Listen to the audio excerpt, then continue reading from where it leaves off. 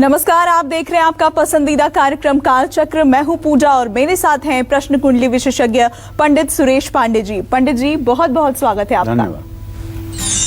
झंडा कहाँ चढ़ाने से, झंडा कहाँ लगाने से, झंडा कहाँ बांधने से दूर होगी 25 परेशानियां। जानने के लिए देखिए कालचक्र।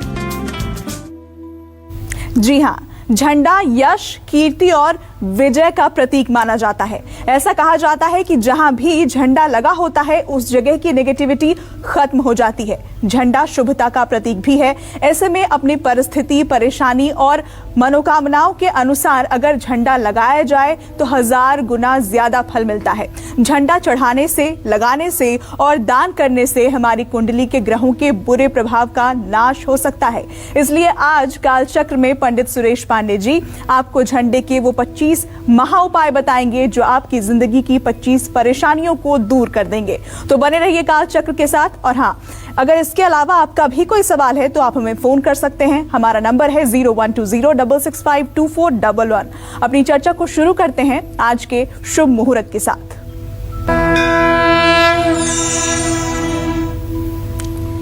28 अगस्त 2020 दिन शुक्रवार। आज भाद्रपद शुक्ल पक्ष की 10वीं तिथि है। सुबह 8:38 तक थी। इस समय एकादशी तिथि शुरू हो चुकी है। मूल नक्षत्र रहेगा दोपहर 12:38 तक। इसके बाद पूर्वाषाढ़ नक्षत्र शुरू होगा। प्रीति योग आज शाम 4:05 तक है। इसके बाद आयुष्मान योग का शुभारंभ होगा। आज के कुछ खराब मुहूर्त भी हैं, जैसे आज शुक्रवार है तो राहु काल 10:30 बजे से दोपहर 12 बजे तक। गुलिक काल सुबह 9:10 तक ही है। यमगंड काल दोपहर 3:35 से शाम 5:11 तक है। आज पूरे दिन रात भद्रा का साया बना हुआ है और आज दोपहर 12:38 तक पैदा हुए बच्चे मूलों में पैदा हुए माने जाएंगे। आज रवि योग भी है। आज प्रॉपर्टी खरीदने का भी मुहूर्त है।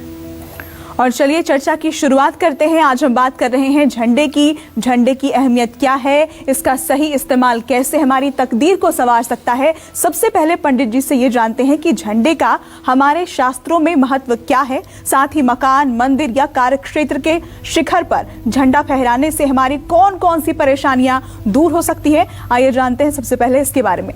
पंडित जी, झंडे का महत्व क्या है? अगर शास्त्रों की बात करें तो उसमें सबसे पहले कालचक्र के दर्शकों को ये बताएं। देखो, झंडे के महत्व को बताना तो मतलब ये है कि पंसुइया लेके समुद्र पार करना है। झंडे का महात्म बहुत बड़ा महात्मा है। मंगलम भगवान विष्णु मंगलम गरुड़ध्वजः मंगलम पुंडरीकाक्ष मंगलाय तनोहरि। जब भगवान श्री हरि विष्णु का भी ध्यान किया जाता है तो भी मंगल ध्वज का ध्यान किया जाता है। चाहे आप गृह प्रवेश कर रहे हो अपना, और चाहे पाणिग्रहण संस्कार हो या कोई हिंदू रीति रिवाज का कोई यज्ञ अनुष्ठान हो, चाहे आप सतचंडी कर रहे हो, चाहे सहस्त्र चंडी कर रहे हो, चाहे अयुत चंडी कर रहे हो, चाहे लक्षचंडी कर रहे हो और चाहे रुद्राभिषेक कर रहे हो, हर उत्सव में, हर शुभ कार्य में घर के शिखर पर ध्वजा फहराई जाती है। इसी ध्वजा को झंडा भी कहते हैं। और भगवान विष्णु से प्रार्थना की जाती है कि हे प्रभु, हम सबका मंगल करें। भगवान गरुड़ द्वारा रक्षित एवं सेवित ध्वजा हमारा मंगल करे, हमारे ऊपर आने वाली विघ्न बाधाएं दूर करें। विंध्येश्वरी चालीसा में हम बचपन से पढ़ते आ रहे हैं, ध्वजा नारियल आन चढ़ावे, विधि समेत पूजन करवावे, निश्चय हुई प्रसन्न भवानी, पुत्र देहि ताकह गुण खानी।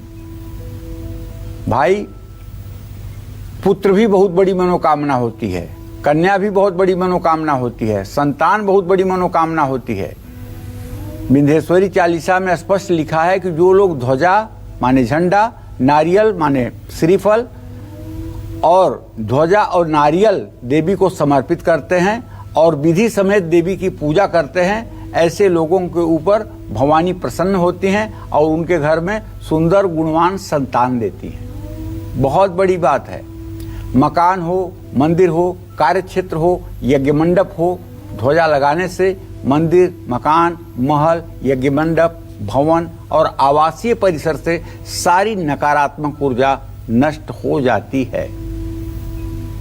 मकान, मंदिर या कार्य क्षेत्र के शिखर पर ध्वजा फहराने से सभी विघ्न, बाधाएं, अनिष्टकारी शक्तियां और पाप नष्ट हो जाते हैं। किसी खास मनोकामना की पूर्ति के लिए कई लोग हनुमान जी को या देवी के मंदिर में ध्वजा लगाते हैं। हनुमान जी के मंदिर में महावीरी ध्वज लगाया जाता है और देवी के मंदिर में जो ध्वज लगाया जाता है वो ध्वज कपड़े का भी हो सकता है और वो ध्वज सोने का भी हो सकता है। हनुमान जी और देवी देवताओं की पूजा बिना ध्वजा पताका के पूरा होती ही नहीं है। चाहे पांडवों में अर्जुन के रथ पर आप देख लीजिए, हर समय ध्वजा रही है। चाहे छत्रपति शिवाजी का इतिहास पढ़ लीजिए, उनके साथ हर समय ध्वज रहा है, भगवा ध्वज रहा है। समुद्र की उत्ताल लहरों पर भी मुगलों को भगा करके छत्रपति शिवाजी ने हिंदू पातशाही की स्थापना की थी। और सनातन धर्म जब से शुरू हुआ है, सनातन का तो कोई शुरुआत का समय ही नहीं होता, वो तो आदि से अंत तक जो है वही सनातन है।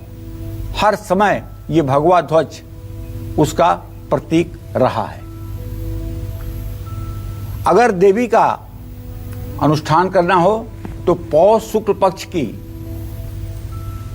नवमी तिथि को ध्वजा नवमी का व्रत करके लगाना चाहिए, जिसमें उनको ध्वजा अर्पण की जाती है। नारद या विष्णु पुराण में कहा गया है कि भगवान विष्णु के मंदिर में ध्वजा चढ़ाने से जितनी देर तक ध्वजा की पताका वायु के वेग से फहरती है, ध्वजा चढ़ाने वाले व्यक्ति की उतने ही भूलें, उतनी ही गलतियां माफ कर दी जाती हैं और मनोकामना पूर्ण होती है।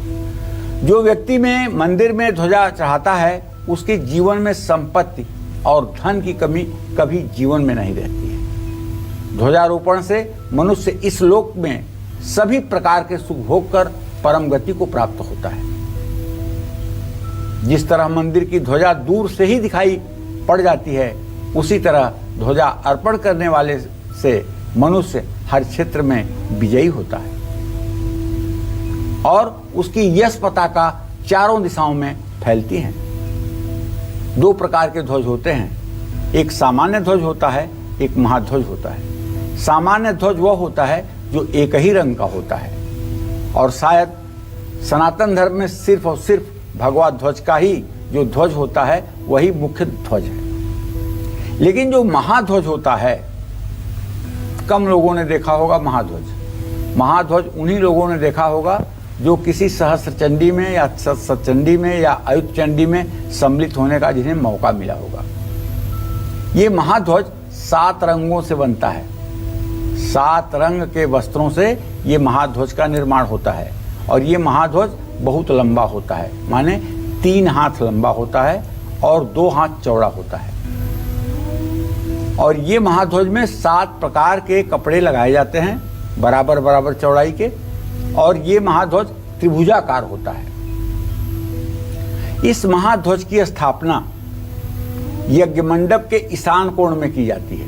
यज्ञ मंडप जहां बना हुआ है उसके ईशान कोण में, उसके पूर्व उत्तर के कोने में यज्ञ मंडप से लगभग 6.5 हाथ की दूरी पर ये ध्वज स्थापित किया जाता है। वहां ये ध्वज स्थापित होकर के संपूर्ण यज्ञ स्थल की रक्षा करता है और नित्य जब पूजा करने वाला यजमान यज्ञ मंडप की पूजा करता है, स्तंभ पूजन करता है, तो उसी क्रम में उसे ध्वजा पूजन भी करना होता है और नित्य ध्वज का पूजन भी करता है। और ये ध्वज सब प्रकार की मनोकामनाओं को पूर्ण कराता है। इसको महाध्वज भी कहते हैं। इसको महाध्वज कहते हैं। ये साधारण किसी के घरों पर लहराता हुआ आपको नहीं दिखेगा। ये किसी मंदिर पर भी आपको लहराता हुआ नहीं दिखेगा।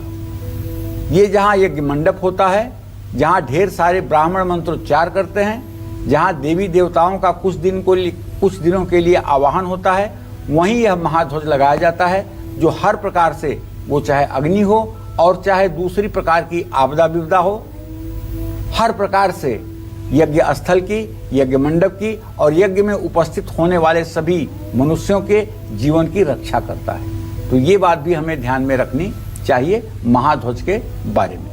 नमस्कार, मैं हूं मानक गुप्ता। अगर आपको हमारा ये वीडियो पसंद आया हो तो इसे लाइक और शेयर जरूर करें, और हाँ, हमें सब्सक्राइब और फॉलो करना ना भूलें, ताकि आप देश और दुनिया की कोई खबर मिस ना करें।